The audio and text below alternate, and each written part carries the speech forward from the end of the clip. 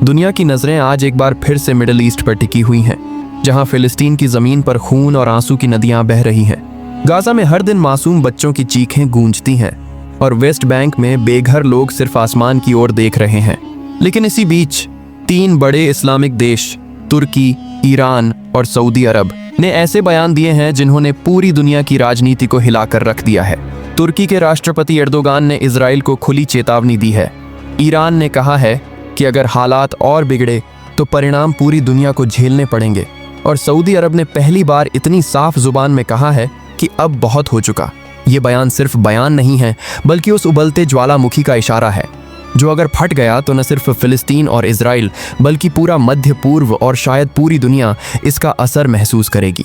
तो आइए आज की इस रिपोर्ट में विस्तार से समझते हैं तुर्की, ईरान और सऊदी अरब के इन नए बयानों का असली मतलब क्या है और यह आने वाले दिनों में फिलिस्तीन संघर्ष की दिशा को कैसे बदल सकते हैं। तुर्की के राष्ट्रपति रजब तैयब एर्दोगान ने इजराइल के हमलों को राज्य आतंकवाद करार दिया है। उनका कहना है कि इजराइल का रवैया क्षेत्रीय स्थिरता के लिए सबसे बड़ा खतरा है। एर्दोगान ने कहा कि इजराइल की कार्रवाई से न केवल फिलिस्तीन बल्कि पूरे क्षेत्र की सुरक्षा पर संकट मंडरा रहा है। तुर्की के रक्षा मंत्रालय के प्रवक्ता ने भी इजराइल के हमलों की कड़ी निंदा की है और इसे क्षेत्रीय अस्थिरता का कारण बताया है। उनका कहना है कि तुर्की अपनी सुरक्षा को लेकर गंभीर है और किसी भी खतरे का मुकाबला करने के लिए तैयार है। वहीं ईरान ने इजराइल के हमलों की कड़ी निंदा की है और इसे अंतर्राष्ट्रीय कानून का उल्लंघन बताया है। ईरान के विदेश मंत्रालय ने कहा है कि इजराइल की कार्रवाई से क्षेत्रीय शांति और सुरक्षा पर गंभीर असर पड़ सकता है। ईरान के एक पूर्व सैन्य कमांडर ने चेतावनी दी है कि इजराइल की आक्रामकता केवल गाजा तक सीमित नहीं रहेगी, बल्कि यह सऊदी अरब, तुर्की और इराक जैसे देशों को भी प्रभावित कर सकती है। उनका कहना है कि इजराइल की नीतियां क्षेत्रीय शक्ति संतुलन को प्रभावित कर रही हैं। सऊदी अरब ने भी इजराइल के हमलों की आलोचना की है और इसे कतर की संप्रभुता का उल्लंघन बताया है।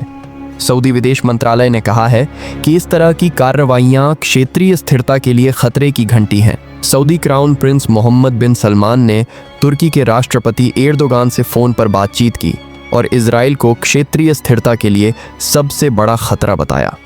उनका कहना है कि इजराइल की नीतियां क्षेत्रीय सुरक्षा को प्रभावित कर रही हैं।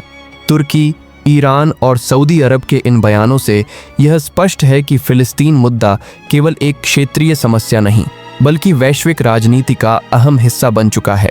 इन देशों की रणनीतियां और उनके बयानों का क्षेत्रीय और वैश्विक स्थिरता पर गहरा प्रभाव पड़ेगा। 9 सितंबर 2025 को इजराइल ने कतर की राजधानी दोहा में हमास के वरिष्ठ नेताओं को निशाना बनाकर हवाई हमला किया। इस हमले में 6 लोग मारे गए, जिनमें 5 हमास सदस्य और 1 कतरी सुरक्षा अधिकारी शामिल थे। कतर के प्रधानमंत्री और विदेश मंत्री शेख मोहम्मद बिन अब्दुल रहमान अल थानी ने इसे राज्य आतंकवाद करार दिया और कहा कि यह शांति प्रयासों के लिए एक गंभीर झटका है। कतर ने तुरंत ही अरब और इस्लामिक देशों के नेताओं को स्थिति की गंभीरता से अवगत कराया। कतरी प्रधानमंत्री ने कहा, यह हमला केवल कतर पर नहीं बल्कि पूरे इस्लामिक दुनिया की सुरक्षा पर हमला है। हम इस पर चुप नहीं बैठ सकते। उन्होंने शिखर सम्मेलन में एकजुटता और तेज प्रतिक्रिया का आह्वान किया। 15 सितंबर 2025 को कतर दोहा में आपातकालीन अरब इस्लामिक शिखर सम्मेलन आयोजित हुआ। इसमें पाकिस्तान, सऊदी अरब, तुर्की, ईरान और अन्य इस्लामिक देशों के शीर्ष नेता शामिल हुए। सम्मेलन की शुरुआत कतरी प्रधानमंत्री के भाषण से हुई, जिसमें उन्होंने इजराइल के हमलों की कड़ी निंदा की और शांति और सुरक्षा के लिए ठोस कदम उठाने की बात कही। सम्मेलन में पारित प्रस्ताव में इजराइल के खिलाफ कड़े कदम उठाने की बात कही गई। इसमें आर्थिक प्रतिबंधों, कूटनीतिक दबाव और अंतर्राष्ट्रीय मंचों पर इजराइल को जवाबदेह ठहराने का आह्वान शामिल है। इस प्रस्ताव में फिलिस्तीनियों के मानवाधिकारों की सुरक्षा और मानवीय सहायता की व्यवस्था पर विशेष जोर दिया गया। दोस्तों, इन सब के बारे में आपका क्या कहना है? कमेंट करके बताइए।